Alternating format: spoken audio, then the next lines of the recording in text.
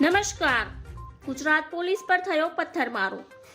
સુરતની પીપોદરા જીઆઈડીસીમાં પોલીસ પર પથ્થરમારો થતા ખળભળાટ મચી ગયો છે.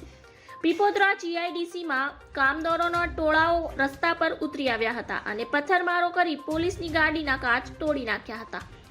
પથ્થરમારાની ઘટનાને પગલે સમગ્ર વિસ્તાર છાવણીમાં ફરવાયો છે અને પોલીસ દ્વારા સતત પેટ્રોલિંગ કરવામાં આવી રહ્યું છે.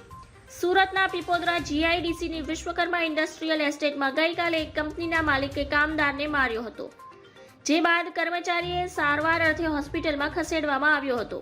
આ ઘટનાને પગલે આજે કામદારોના ટોળા રસ્તા પર ઉતર્યા હતા અને ફેક્ટરીને બંધ કરાવી હતી.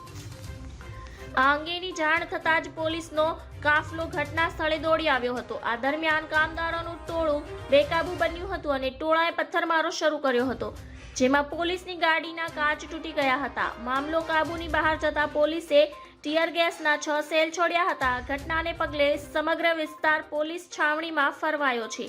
હાલ પોલીસ દ્વારા 35 જેટલા કામદારોની અટકાયત કરવામાં આવી છે. ઘટનાને પગલે સમગ્ર વિસ્તાર છાવણીમાં ફેરવાયો છે અને હાલ સ્થિતિ કાબૂમાં છે. ધન્યવાદ. જય હિન્દ.